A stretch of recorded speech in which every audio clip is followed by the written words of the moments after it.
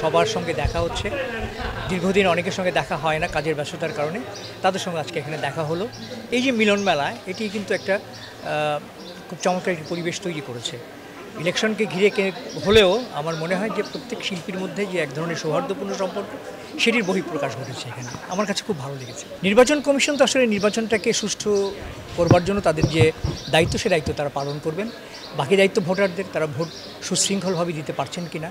আইনশৃঙ্খলা বাহিনী যারা আছেন তারাও তাদের দায়িত্ব পালন করছেন, এবং যে পরিবেশ আমি দেখছি খুব সুশৃঙ্খলভাবে সবাই যার যার জায়গা থেকে ভোট দিচ্ছেন, এবং যারা ভোট প্রার্থী আছেন তাদের মধ্যেও কোনো উচ্ছৃঙ্খলতা বা তাদের মধ্যেও কোনো অনিয়ম আমরা দেখছি না। আমার প্রত্যাশা হচ্ছে বাংলাদেশের চলচ্চিত্রকে যাতে আন্তর্জাতিক চলচ্চিত্রের একটা মান নিয়ে যেতে পারি, সেই দিকে আমাদের নতুন যে কমিটি আসবে তারা দৃষ্টি রাখবেন, এবং শিল্পী যারা আছেন, সেই শিল্পী সমিতির সদস্য যারা আছেন, সেই শিল্পীদের স্বার্থ সংরক্ষণটা যাতে তারা ঠিকমতো দেখেন, এটি আমার প্রত্যাশা। প্রত্যেকেই তাদের কমিটমেন্টের জায়গা থেকে যে কমিটমেন্ট করেন, আমি আশা করব যে তারা তাদের সেই কমিটমেন্টটা রক্ষা করবেন।